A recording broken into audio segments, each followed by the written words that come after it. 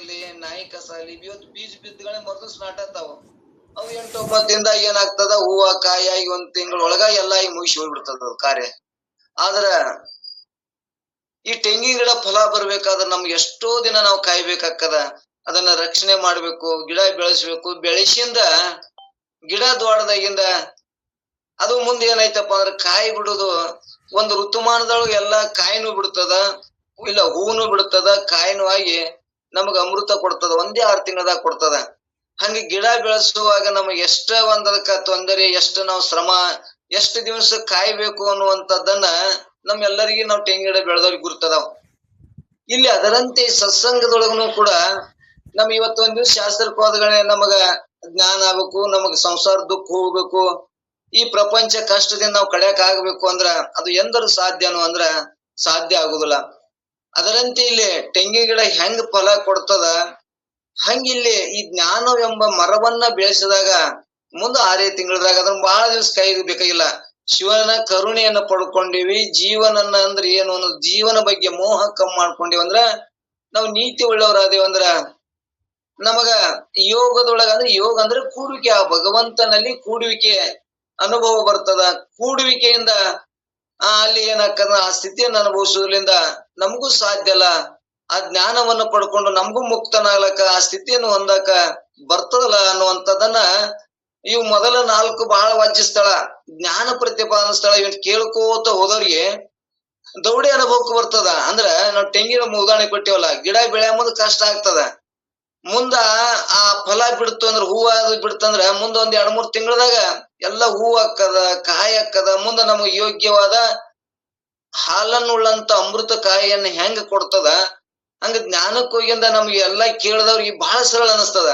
ಇವು ಮೊದಲ 4 ಸ್ಥಳ ಗಿಡ ಬೆಳೆಸಾಕ ಎಷ್ಟು ನಮಗ ಶ್ರಮ ಅದ, ಹಂಗ ಜ್ಞಾನವನ್ನ ನಮಗ ಆಗ್ಬೇಕು ಅಂದ್ರ ನಾವು ಸ್ವಲ್ಪ ಜೀವನ ಬಗ್ಗೆ ಹೇಯಾಗಿ ತೋರ್ಬೇಕು. ಈ ಜೀವನ ನಾನು ಅಂತಂದಾಗ ಇದಕ್ಕೆ ಎಷ್ಟ ಮೋಹ ಆಗ್ತದ ಅನ್ನುವಂಥದ್ದನ್ನ ನಿನ್ನೆ ಪದ್ಯದೊಳಗೆ ಕೇಳ್ಕೊಂಡ್ ಬಂದೇವಿ. ಏನಪ್ಪಾ ಅಂದ್ರ ಕಂಡು ಕೇಳಿ ಮತ್ತೆ ಮೋಹಿ ಪರಿ ಬಲ್ಲವರು ಅನ್ನುವಂಥದ್ದು ವಿಚಾರ ನಾವು ಚರ್ಚೆ ಮಾಡ್ಕೊಂಡು ಬಂದೇವಿ. ಅಂದ್ರೆ ಈ ಭೂಮಂಡಲದೊಳಗೆ ಇವೇ 3, ಇವೇ ಹೆಣ್ಣ ಮಣ್ಣ ಮಣ್ಣಾದ್ರಾಗ ಸುಖ ಅದ ಅಂತ ತಿಳ್ಕೊಂಡು ಜಗತ್ತೇ ಮೋಹ ಇಟ್ಟದ. ಆದ್ರೆ ವಿಚಾರ ಮಾಡಿದ್ರ ಅವ್ಕುರ್ಲಿಂದ ಸುಖ ಇಲ್ಲ, ನನ್ನಲ್ಲಿ ಸುಖ ಅದ. ಆ ಸುಖ ಅದ್ರ ಮ್ಯಾಗ ಆವಿರ್ಭಾವ ಆಗಿ ತೋರಿ ನಮ್ಗ್ ಸುಖ ಅಂದಾಗ ತೋರ್ಯದ. ಆದ್ರ ನಮ್ಗ್ ಹಗ್ಗದಾಗ ಹಾವನಂಗ್ ತೋರ್ಯದ. ಹಾವ ಇಲ್ಲವೇ ಇಲ್ಲ, ಹಗ್ಗನೇ ಅದು ಏನೈತಿ ಅಧಿಷ್ಠಾನ ಯಾವಾಗಲೂ ಅದೇ ಐತಿ. ನಮಗೇನೋ ಭ್ರಾಂತಿ ಒಳಗ ಲೋಕದವ್ರು ಓಡುದ್ರಲಿಂದ ನಾವು ಓಡಾಕತ್ತೇವಿ. ಅದ್ರಾಗ ಹೆಣ್ಣ್ಯ ಸುಖ ಅದ, ಹೊಣ್ಯ ಸುಖ ಅದ, ಮಣ್ಯ ಸುಖ ಅದ ಅಂತ ಓಡಾಕತ್ತೇವಿ. ಆದ್ರ ನಾವು ಸ್ವಲ್ಪ ನಿತ್ಯ ವಿಚಾರ ಮಾಡಿದಾಗ ಇಂತ ರಾಜ ಮಹಾರಾಜರು ದೃಷ್ಟಾಂತ ಕೊಟ್ಟು ಹೇಳಿದ್ರು, ಅಂತಿಂತವ್ರು ಹೋಗ್ಯಾರ ಅದ್ರಾಗ ಸುಖ ಹೊಂದಬೇಕು, ಅದ್ರಾಗ ನಾನು ಆನಂದನ ಹೊಂದಬೇಕು ಅಂತ ಎಂತಿಂತ ಮಹಾರಾಜರು ಹೋಗ್ಯಾರ. ನಮ್ಮಂತವ್ರ ಪಾಡೇನು. ಅದಕ್ಕೆ ಈ ಭೂಮಂಡಲದೊಳಗಿರುವಂತ ಸುಖಗಳು ಹೆಂಗದವು, ಕ್ಷಣಿಕ ಸುಖ ತೋರಿ ಅಡಗ್ತಾವು, ಅವು ನಿಜವಾದ ಸುಖ ಇಲ್ಲವೇ ಇಲ್ಲ ಅನ್ನುವಂಥದ್ದನ್ನ ನಮಗ ಜೀವನ ಬಗ್ಗೆ ಮೋಹನ್ನ ಕಳ್ಕೊಳಕ್ ಹೇಳಿದ್ರು. ಇನ್ನ ಇವತ್ತಿನ ಪದ್ಯದೊಳಗ 9ನೇ ಪದ್ಯದೊಳಗೂ ಕೂಡ ಇವತ್ತು ಇದ್ರಾಗ ನಮ್ಮ ತೋಟಪೈ ಶಾಸ್ತ್ರಿ ಗ್ರಂಥದೊಳಗೆ ಎಲ್ಲರೂ ನಾವು ತಂದದ್ರೊಳಗೆ ಅದು 9ನೇ ಪದ. ಇದ್ರಾಗ ಯಾರಪ್ಪ ಅಂದ್ರ ನಮ್ಮ ಚಿಕ್ಕರಾಮಾರೂಢರು ಬರ್ದಂತ ಪದ್ಯದೊಳಗೆ ಯಾವ್ದೈತೆ ಅಂದ್ರ, ಮಾಡಲು ಉಚಿತವೇ ಮನುಜ ಮಾಡಲು ಉಚಿತವೇ, ಕೂಡಿ ಬಾಧೆ ಬಹಳ ವಿಧನು ನೋಡಿ ಧನದ ಲೋಭವಿದನು. ಅಂದ್ರ ನಮಗ ಈ ಧನದ ಮ್ಯಾಗಿನ ಲೋಭ ಎಷ್ಟೈತಿ ಅಂದ್ರ, ಎಲ್ಲರಿಗೆ ಏನಾಗ್ಬಿಟ್ಟದಂದ್ರ ದುಡ್ಡಿದ್ರು ಬೇಕಾದ್ದೇ ಸಿಗ್ತದ ಅಂತೇಳಿ ಎಲ್ಲರಿಗೆ ಅದನ್ನ ದುಡ್ಡಿನೊಳಗ ಲೋಭ ಇಟ್ಟು ಎಷ್ಟು ದುಃಖವನ್ನ ಅನುಭವಿಸ್ತಾರ ಅನ್ನುವಂಥದ್ದನ್ನ ಅವ್ರಿಗೆ ತಿಳಿಸಿ ಹೇಳ್ತಾರ. ಇವತ್ ಹೆಣ್ಣು ಹಣ್ಣು ಮಣ್ಣು ಅಂದೇವ್ರಿ, ಇವೇ ಈ ದುಡ್ಡ ಗಳಿಸಿದ್ರೆ ನಮ್ಗೆ ಎಲ್ಲಾ ಸಿಗ್ತದ ಅಂತೇಳಿ ಎಲ್ಲರೂ ಎಷ್ಟು ಶ್ರಮ ಹಾಕ್ತಾರ ಅಂದ್ರೆ, ಎಷ್ಟು ಕಷ್ಟ ಪಡ್ತಾರ ಅನ್ನುವಂಥದ್ದನ್ನ ಗಳಸ ಮುಂದನು ಅಷ್ಟೇ ಕಷ್ಟದ, ಗಳಿಸಿಂದನೂ ಕೂಡ ಅದನ್ನ ರಕ್ಷಣೆ ಮಾಡುದು ಅಷ್ಟೇ ಕಷ್ಟದ. ಅದಕ್ಕೆ ಈ ಲೋಭ ಗುಣ ಏನಪ್ಪಾ ಅಂದ್ರ, ಈ ದುಡ್ಡಿನ ಮ್ಯಾಗಿರಲ್ಲಿರುವಂತ ಲೋಭ ಗುಣವನ್ನ ಬಿಟ್ರ ಎಷ್ಟು ಆನಂದ ಇರಾಕ್ ಬರ್ತದಲ್ಲ, ಆ ಲೋಭ ನಮಗೆ ಎಷ್ಟು ದುಃಖ ಕೊಟ್ಟದ ಅನ್ನುವಂಥದ್ದನ್ನ ಹೇಳ್ಯಾರ. ನಾವ್ ಎಲ್ಲರೂ ಏನ್ ಹೇಳ್ತೇವಿ ನೋಡ್, ದುಡ್ಡು ಇದ್ದಾವ ಅವ ಎಷ್ಟು ಮಂದಿ ಗೌರವ ಕೊಡ್ತಾರ, ದುಡ್ಡಿದ್ರೆ ಎಷ್ಟು ಎಲ್ಲರೂ ಅವನ್ನ ಕೊಂಡಾಡ್ತಾರ ಅಂತೇಳಿ ನಮಗ್ ಭ್ರಾಂತಿ. ಈ ರಗಡ ಮಂದಿ ಇವತ್ತ ನೋಡ್ತೇವಿ, ಈಗಿನ ಕಾಲದಾಗಂತರು ರಗಡ್ ಕೋಟ್ಯಾನ್ ಅದಾರ, ಯಾರು ಒಬ್ರಕೊಬ್ರು ಯಾಕೆ ಅನ್ನಂಗಿಲ್ಲ, ಅವ್ರ ಮಾತಾಡ್ಸಂಗಿಲ್ಲ. ಇನ್ನ ಸಾಮಾನ್ಯ ಇಲ್ಲಾರ್ದವ್ರ ಒಂದಿಷ್ಟು ಪ್ರೇಮ ಹಂಚ್ಕೊಳ್ಳೋದು, ಪ್ರೇಮ ನೋಡ್ತೇವೆ. ನಮಗೇನಾಗ್ಯದ, ದುಡ್ಡು ಗಳಿಸಿದವ್ರಿಗೆ ಗೌರವ ಅದ, ಮರ್ಯಾದೆ ಅದ, ಅದ್ ಇತ್ತಂದ್ರ ನಮ್ಗೆಲ್ಲಾ ಸಂಸಾರ ಸರಳ ಸಾಗ್ತದ ಅನ್ನುವಂಥದ್ದು ನಮ್ಗೆ ಏನಾಗ್ಬಿಟ್ಟದ, ಭ್ರಾಂತಿ ಆಗ್ಯದ. ಆದ್ರೆ ಜ್ಞಾನ ಇತ್ತು ಅಂದ್ರೆ ಜ್ಞಾನನು ಒಂದು ಸಂಪತ್ತು. ಆ ದುಡ್ಡಿನೊಳಗೆ ಎಷ್ಟ ಅದಕ್ಕ ಮಹತ್ವ ನಾವು ಕೊಡ್ತೇವಿ. ಜ್ಞಾನ ಇದ್ರೂ ಕೂಡ ರೊಕ್ಕ ಒಂದೊಂದ್ ತೊಲಿ ಚಲಾವಣೆ ಹಾಕದೇ ಇಲ್ಲ, ಆಗುದಿಲ್ಲ. ಏನೋ ಹಳ್ಳಿಯಾಗ ಹೋಗಿರ್ತೇವೆ, ಅಲ್ಲಿ ಏನೋ ನಮ್ ರೊಕ್ಕ ಎಲ್ಲ ರಗಡ್ ಇರ್ತದ, ನಮ್ಗ್ ಊಟ ಬೇಕಾಗಿರ್ತದ, ಏನೋ ಬೇಕಾಗಿರ್ತದ, ಅಲ್ಲಿ ಏನು ಸಿಗುದಿಲ್ಲ. ನಾವ್ ಎಷ್ಟೋ ಅಲ್ಲಿ ದುಃಖ ಆಗ್ತದ. ರೊಕ್ಕದ ಆದ್ರೆ ಅಲ್ಲಿ ಸಿಗುದಿಲ್ಲ, ಸೌಕರ್ಯ ಇರುದಿಲ್ಲ, ಅವ ದುಃಖ ಆಗ್ತದ. ಆದ್ರೆ ಅದೇ ಜ್ಞಾನ ಇತ್ತು, ಅದೇ ಒಂದು ಒಳ್ಳೆ ವಿಚಾರ ಇದ್ದು ಅಂದ್ರ ಅವನ್ ಏನ್ ಮಾಡ್ತಾನ, ಅದನ್ನ ಬಳಸಿ, ಪ್ರೇಮ ಬೆಳೆಸಿ, ಸಂಬಂಧ ಬೆಳೆಸಿ, ಅದ್ರಲ್ಲಿದ್ದ ಅವ ಊಟ ಮಾಡ್ತಾನ, ಆನಂದನೂ ಇರ್ತಾನ, ಆರಾಮ್ ಮಕ್ಕೊಂಡು ಬರ್ತಾನ. ಆದ್ರ ದುಡ್ಡು ಅದ ಅಂತ ತಿಳ್ಕೊಂಡು ನಾ ದುಡ್ಡಿನ ಅಹಂಕಾರದಾಗ ಕೂತೇವ ಅಂದ್ರೆ ಅಲ್ಲಿ ಏನು ಸಿಗ್ಲಿಕ್ಕಂದ್ರ ಕತ್ತಲ ಹೋಗಾಕ್ ಬರಂಗಿಲ್ಲ, ಎಲ್ಲಿ ಸಿಗ್ತಿರಂಗಿಲ್ಲ ಹಳ್ಳ್ಯಾಗ. ಅಲ್ಲಿ ದುಡ್ಡಿದ್ರು ಕೂಡ ಅಲ್ಲಿ ಏನಾಗ್ತಿರ್ತದ, ದುಃಖ ಆಗ್ತಿರ್ತದ, ಉಪವಾಸ ಬೀಳ್ತೀವಿ.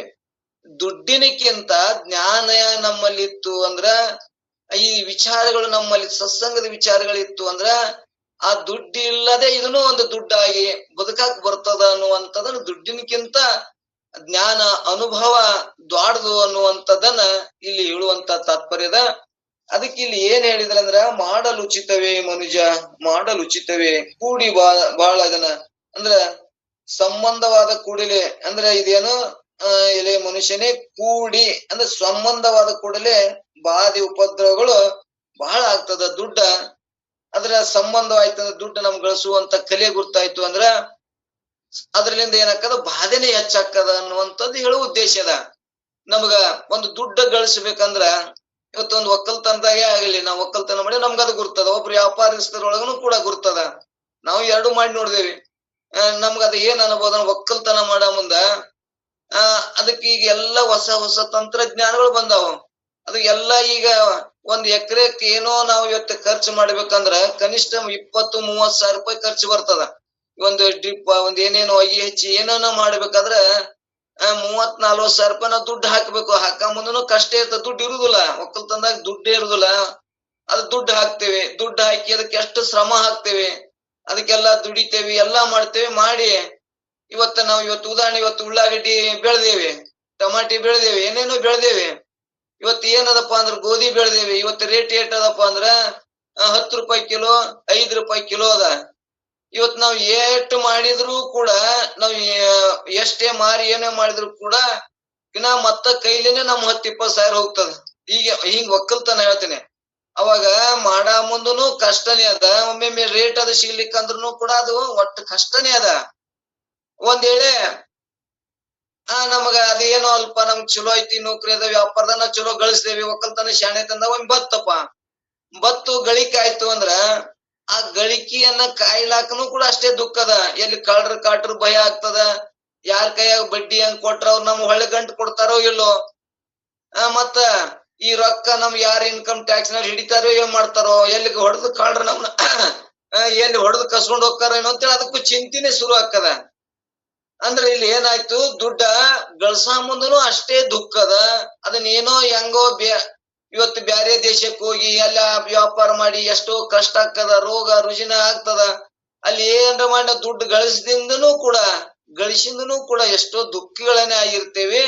ಅದಕ್ಕ ಆ ದುಃಖ ಎರಡಕ್ಕೂ ಕಾರಣ ಅನ್ನುವಂಥದ್ದು ಹೇಳ್ಯಾರ.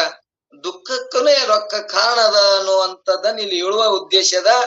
ಅಂದ್ರ ನಮಗ ಏನು ನಾವು ದುಡ್ಡಿನೊಳಗ ಒಂದ್ ಏನೋ ಹೆಣ್ಯಾಗ ಒಂದು ಮಣ್ಣಿನಾಗ ಸುಖ ಅದಂತೇಳಿ ಮಾನ ಮರ್ಯಾದೊಳಗ ಸುಖ ಅದಂತ ನಾವ್ ಬೆನ್ನ ಹತ್ತೇವಲ್ಲ, ಅದು ನಮಗ್ ಹೇಯಾಗಿ ತೋರಿಸ್ತಾರ. ಇಲ್ಲಪ್ಪ ನೋಡು, ಇಂತಿಂತ ಮಹಾರಾಜರ ಪರಿಸ್ಥಿತಿ ಹಿಂಗಾಗ್ಯದ, ನೀ ಏಟದಿ ಅದನ್ನ ಬಿಟ್ಟು, ಅದ್ರ ಮ್ಯಾಗಿನ ಮೋಹನ ಬಿಟ್ಟು ಸ್ವಲ್ಪ ಆ ಜ್ಞಾನದ ಕಡೆ ಮಹತ್ವ ಕೊಟ್ಟು ನೋಡು, ಎಷ್ಟ ಆನಂದ ಐತಿ, ನಿನ್ನ ಬದುಕು ಎಷ್ಟು ಸುಂದರ ಅದ.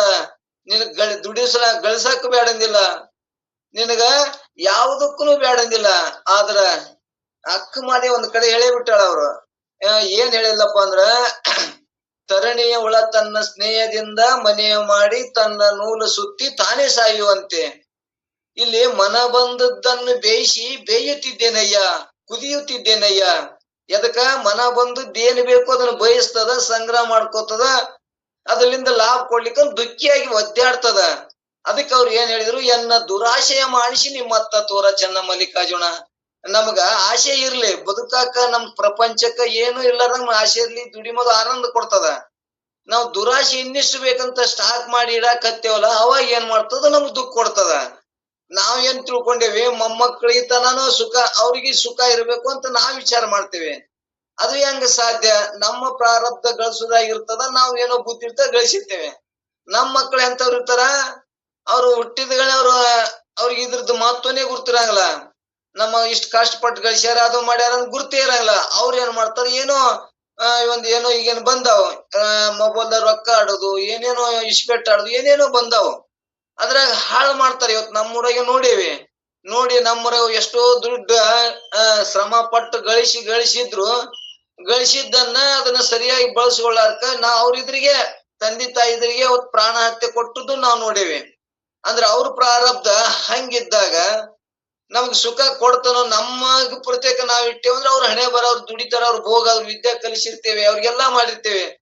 ಅವ್ರು ಭೋಗದ್ಮ್ಯಾಗ ಅವ್ರು ಬದುಕ್ತಾರ ಅಂತ ನಮ್ಗ್ ಸ್ವಲ್ಪ ಆಸೆ ಕಮ್ಮಿ ಆಯ್ತು ಅಂದ್ರ ನಾವು ಪ್ರಾಮಾಣಿಕವಾಗಿನೂ ಬದುಕ್ತೇವಿ, ನಮ್ ಬದುಕುನು ಸುಂದರ ಇರ್ತದ. ಇಂಥವ್ ಶಾಸ್ತ್ರ ಮಾತ್ರಗಳು ತಿಳಿದ ಆನಂದ ಪಡಾಕ್ ಬರ್ತದ. ನಮ್ಮ ಉದ್ದೇಶ ಏನದ, ನಮಗ್ ಸಾಕಷ್ಟದ, ಮಕ್ಕಳಿಗೆ ಸಾಕಷ್ಟದ, ಗಿರ್ಮಮ್ಮಕ್ಕಳಿಗೆ ಉಳಿಬೇಕು. ಅದು ನಾವ್ ಸಾಂಡ್ ಕಟ್ಟಿದ್ದು ಹೊಡಿಬಾರ್ದು, ನಮ್ ಗಿರ್ಮಮ್ಮಕ್ಕಳ ತನಾನು ಅದು ಸಾಂಡ್ ಇರ್ಬೇಕು, ಆ ಹೊಲ ಇರ್ಬೇಕು ಅಂತೇವೆ. ನಾವ್ ಸತ್ತುಗಳೇ ಆ ಹೊಲನು ಮರಿತಾರ, ಸಾಂಡನು ಇರುದಿಲ್ಲ. ಅದು ಏನಾಯ್ತಿದ್ದು ದುರಾಶೆ. ಎನ್ನ ದುರಾಶೆಯ ಮಾಡಿಸಿ ನಿಮ್ಮತ್ತ ತೋರ ಅನ್ನುವಂಥದ್ದು ಉದ್ದೇಶ ಅಕ್ಕಮಾರ ಅವಾಗ ಹೇಳ್ಯಾರ. ಆಸೆ ಇರ್ಲಿ, ಆಸೆ ನಮ್ನ ಏನು ಪಾದ ಮಾಡೋಲ್ಲ, ಆದ್ರ ದುರಾಶೆ ಮಾತ್ರ ನಮ್ಮನ್ನ ಕೆಡಿಸ್ತದ ಅನ್ನುವಂಥದ್ದನ್ನ ಶರಣರ ಉದ್ದೇಶ ಅದೇ ಅದ. ಇವತ್ತ ಹೆಂಡತಿ ಬೇಡಂದಿಲ್ಲ, ರೊಕ್ಕ ಬೇಡಂದಿಲ್ಲ, ಯಾವ್ದು ಬೇಡಂದಿಲ್ಲ. ಪರಧನ, ಪರಸ್ತ್ರೀ, ಪರದೈವಕ್ಕೆ ಬೇಡ ಅಂದ್ರು. ಅವ್ರು ಎಷ್ಟು ಉದ್ದೇಶ ಅದ. ಅಕ್ಕ ಮಾದೇವನು ಎನ್ನ ದುರಾಶೆ ಮಾಡಿಸಿ ನಿಮ್ಮತ್ತ ತೋರ, ದುರಾಶೆ ಕಳಿ, ನನಗ್ ಉಳ್ಕದ್ದೇನು ಬೇಡ, ನನಗೆಲ್ಲ ಐತಿ. ಆ ದುರಾಶೆ ನನ್ನನ್ನ ಬಂಧನ ಮಾಡಕತ್ತದ, ದುಃಖನ್ನ ಕೊಡಾಕತ್ತದ. ಮತ್ತದಲ್ಲದೆ ಈ ಭವಬಂಧನದ ದೂಕಾಕತ್ತದ. ಅದಕ್ಕೆ ಎನ್ನ ದುರಾಶೆ ಮಾಡಿಸಿ ನಿಮ್ಮತ್ತ ತೋರ ಚೆನ್ನ ಮಲ್ಲಿಕಾರ್ಜುನ ಅನ್ನುವಂತೆ ಇಲ್ಲಿ ನಮಗ್ ಏನ್ ಬೇಕಾಗ್ಯದಪ್ಪ ಅಂದ್ರ, ಆ ದುಡ್ಡಿನ ಮ್ಯಾಗ ಲೋಭ ಮೋಹ ಅತಿ ನಾವು ಮಾಡಿ ಏನಾಗೇವಿ, ಬಂಧನದ ಒದ್ದಾಡಕತ್ತೇವಿ. ಅದಕ್ಕ ನೋಡು, ಅದ ಏನ್ ನೋಡು, ಧನದ ಲೋಭವಿದನು. ನಿನಗೆ ಧನದ ಸ್ವಲ್ಪ ವಿಚಾರ ಮಾಡಿದ್ರ ನಿನಗೆ ಏನ್ ಸುಖ ಕೊಟ್ಟದನು ಅಂದ್ರ, ಕೊಟ್ಟದ ಕ್ಷಣಿಕ ಕೊಟ್ಟದ. ಮತ್ತು ಹೆಂಗ ಕೊಟ್ಟದ ಅಂದ್ರ, ದುರಾಶೆ ಇಲ್ಲದವ್ರಿಗೆ ಸುಖ ಕೊಟ್ಟದ. ದುರಾಶೆ ಇದ್ದವ್ರಿಗೆ ಅದನ್ನೇ ನಾಳಿಗೆ ಬರ್ತದ, ನಾಳಿಗೆ ತೆಗೆದಿಡ್ಬೇಕು ಅಂತೇಳಿ ಮತ್ತ ತಾವ್ ಏನ್ ಹಾಕೋತಾರ, ಉಪವಾಸನೆ ಅಡ್ಡಾಡ್ತಾರ, ಮೈ ಮ್ಯಾಗ ಬಟ್ಟಿನೇ ಹಾಕೊಳಂಗಿಲ್ಲ. ಯಾಕಂದ್ರೆ ನಾಳಿಗೆ ದುಡ್ಡು ಬರ್ತದ. ಕೂಡಿಟ್ಟು ಏನ್ ಮಾಡ್ತಾರ ಅಂದ್ರೆ, ಎಲ್ಲರ ಎಲ್ಲ ಇಟ್ಟು ಸತ್ತು ಹೋಗ್ತಾವ. ಒಂದು ದಾನ ಮಾಡುದಿಲ್ಲ, ಒಂದು ಧರ್ಮ ಮಾಡುದಿಲ್ಲ, ಒಂದು ತಾವು ಸರಿಯಾಗಿ ಊಟ ಮಾಡುದಿಲ್ಲ. ಮಾಡ್ಲಾರ್ದ ಏನಾಗ್ತದ ಅಂದ್ರೆ, ದುರಾಶೆದಿಂದ ಇನ್ನ ಬರ್ತದ, ಇನ್ನೊಂದಿಟ್ಟು ಕೂಡಿಸಿದ್ರ 1 ಕೋಟಿ ಹಾಕದ ಅನ್ನೋದು 90 ಲಕ್ಷ ಗಳಿಸ್ಯಾನ, ನಾವು ತೃಪ್ತಿನೇ ಇಲ್ಲ. 1 ಲಕ್ಷ ಆಯ್ತು ಅಂದ್ರ ಕೋಟಿ ಅನಿಸ್ಕೋಬೇಕು, ಕೋಟಿ ಹಾಕದ ಅಂತೇಳಿ ತಾನು ಎಷ್ಟು ಕಷ್ಟ ಪಡ್ತಾನ ಅನ್ನುವಂಥದ್ದು ನಾವು ಇವತ್ತ ಸಿದ್ದೇಶ್ವರ ಕಥೆಯಾಗ್ಲಿ ಅನೇಕ ರೀತಿಯಿಂದ ನಾವು ಕತಿ ಕೇಳ್ಕೊಂತ ಬಂದೇವೆ. ಸಿದ್ದೇಶ್ವರ ಕತಿ ಕೇಳ್ಬೇಕಿಂತ ಲೋಭದ ಬಗ್ಗೆ ಕತಿ ಕೇಳಿದಾಗ ನಮ್ಗೆಲ್ಲರಿಗೂ ಕೂಡ ಕಣ್ಣು ತೆರಿತದ. ಅಷ್ಟು ಅವರು ದೃಷ್ಟಾಂತ ಕೊಟ್ಟಾರ. ಏನ ದೃಷ್ಟಾಂತ ಅಂದ್ರ, ಒಬ್ಬ ದುಡ್ಡ ಗಳಿಸಾಕತ್ತಿದ್ದಂತ, ಅತಿ ದುಡ್ಡಿಯಾಗಿ ಗಳಿಸಾಕ ಲೋಭಿಯಾದ ಮನುಷ್ಯ ಮತ್ತೊಬ್ಬ ಅಲ್ಲಿ ಹೋಗಿ ಒಬ್ಬರ ಹತ್ತಲ್ಲಿ ಗುರುವಿನ ಕೇಳಿದಂತ, ನನಗೆ ಇನ್ನೊಂದಿಷ್ಟ ಇಷ್ಟು ದುಡ್ಡು ಹಾಕದ, 1 ಲಕ್ಷ ಸುದ್ದ ಹಾಕದ, ಅದನ್ನ 1 ಲಕ್ಷ ಹೆಂಗ್ ಸುದ್ದ ಮಾಡ್ಬೇಕು ಅಂತಂದಾಗ, ನೋಡು ನಿನಗ ಈ ಒಂದು ಹಳ್ಳ ಅದ, ಹೊಳಿ ಅದ. ಈ ಹೊಳಿ ಒಳಗ ಆ ದಂಡಿ ಈಸ್ಗೋತ ಹೋಗಿ ಈ ದಂಡಿಗೆ ಬಂದಿದ್ರೆ 1 ದುಡ್ಡು ಕೊಡ್ತೀನಿ. ನೀ ಎಷ್ಟು ಹೊಂಡಿಂದ ಹೊತ್ತು ಮುಣುಗುತ್ತಾನ, ನೀ ಎಷ್ಟ ಸಲ ಹೋಗಿ ಬರ್ತಿ, ಅಷ್ಟು ನಿನಗ ಒಂದೊಂದು ದುಡ್ಡ, ಒಮ್ಮೆ ಹೋಗಿ ಬಂದದಕ್ಕೆ 1 ದುಡ್ಡ ತಂದಾಗ ಇವ ಏನಂದ, 1000 ರೂಪಾಯಿ ಗಳಿಸಿನಿ, ಇಲ್ಲ 900 ರೂಪಾಯಿ ಗಳಿಸಿನಿ, 100 ಸಲ ಅಡ್ಡಾಡಿನಿ ಅಂದ್ರ 100 ರೂಪಾಯಿ ಅದು ಅಂದ್ರ 1000 ರೂಪಾಯಿ ಹಾಕದ, ನನಗ್ ತೃಪ್ತಿ ಸಿಗ್ತದ ಅಂತ ತಿಳ್ಕೊಂಡು ನಾವ್ ಏನ್ ಮಾಡ್ದ, ಬಹಳ ಹಿಗ್ಗದ.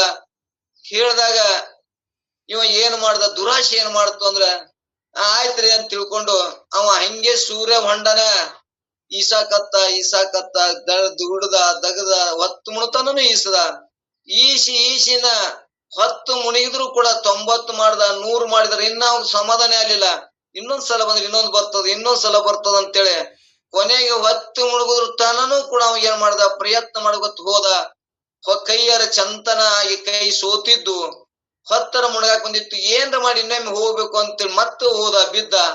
ಅವಾಗ ಏನ ಕೈ ಸೋತಿದ್ದು, ಎಲ್ಲಾ ಕಷ್ಟ ಹೊತ್ತು ಮುಳುಗಿತ್ತು, ಹರ್ಕೊಂಡು ಹೋಗ್ಬಿಟ್ಟ ಅನ್ನುವಂಥದ್ದನ್ನ ನಮ್ಮ ಲೋಭ ನಮಗೆ ಎಷ್ಟು ಮೋಹ ನಮ್ಮನ್ನ ಬಂಧನ ಮಾಡ್ತದ, ತನ್ನ ಪ್ರಾಣವನ್ನೇ ಕೊಟ್ಟ ಅನ್ನುವಂಥದ್ದನ್ನ ಸಿದ್ದೇಶ್ವರಗಳ ಕತಿ ಕೇಳ್ಬೇಕು. ಎಷ್ಟು ಒಂದು ನಮ್ಮ ಲೋಭದ ಬಗ್ಗೆ ಮತ್ತು ನಮಗ ಅನುಭವಕ್ಕೆ ಬರ್ತದ.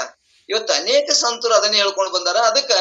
ಎದಕ್ಕೆ ದುಡ್ಡನ್ನ ಖರ್ಚು ಮಾಡ್ಬೇಕು, ಹೆಂಗ ಅದನ್ನ ನಾವು ನಮ್ ಪ್ರಪಂಚಕ್ಕೆ ಖರ್ಚು ಮಾಡಿ ಏನೋ ಉಳಿದ್ರ ದಾನ ಧರ್ಮಕ್ಕೆ ನಾಳಿಗೆ ಅನ್ನೋದೇ ನಾವು ಬದುಕಾಕ್ ಬತ್ತು ಅಂದ್ರ ಬಹಳ ಆನಂದ ಇರ್ತದ ಅನ್ನುವಂಥದ್ದನ್ನ ಯಾರು ಇದನ್ನ ಪ್ರಯೋಗ ಮಾಡೋರು ಅವ್ರಿಗೆ ಆನಂದ ಆಗ್ತದ. ನಾವು ಬರೀ ಬಾರಿ ಹೇಳಿದಂದ್ರೆ ನಮ್ಗೆ ಆನಂದ ಇರಲ್ಲ. ಆನಂದ ಬೇಕಾಗ್ಯದ, ನಮ್ ಎಲ್ಲರಿಗೂ ಸುಖ ಬೇಕಾಗ್ಯದ. ಆ ಸುಖದ ಹೇಳಿದ ಸೂತ್ರಗಳನ್ನ ನಾವು ಪಾಲಿಸಿದೇವಂದ್ರ ನಮ್ಗೆ ಸುಖ ಆಗ್ತದ. ಬರೀ ನಾವು ಶಬ್ದದಲ್ಲಿ ಹೇಳ್ಕೋತ ಹೋದೇವ ಅಂದ್ರೆ ನಮಗೆ ಆಗುದಿಲ್ಲ ಅನ್ನುವಂಥದ್ದನ್ನ ಇಲ್ಲಿ ನಾವೆಲ್ಲರೂ ಯಾರು ಅದನ್ನ ಸರಿಯಾಗಿ ವಿಚಾರ ಬುದ್ಧಿಲಿಂದ ದುಡ್ಡನ್ನು ದುಡಿಬೇಕು, ಅದನ್ನ ನಾವು ಬಳಸಿದೇವಂದ್ರ ಅದು ನಮ್ ಪ್ರಯೋಜನ ಆಗ್ತದ ಅನ್ನುವಂಥದ್ದನ್ನ ಇಲ್ಲಿ ಹೇಳ್ಕೋತ ಬಂದಾರ. ಇನ್ನು ಎಲ್ಲರೂ ಹೇಳೋರು ಅದೇ. ಬಸವಣ್ಣವರು ಕೂಡ ಕಾಯಕವೇ ಕೈಲಾಸ ಅಂದ್ರು. ಕೈಲಾಸ ಅಂತ ಎಲ್ಲಿ ತಿಳ್ಕೊಂಡ್ರ ಅಂದ್ರೆ ಅಪಾರ್ಥ ತಿಳ್ಕೊಂಡ್ರು.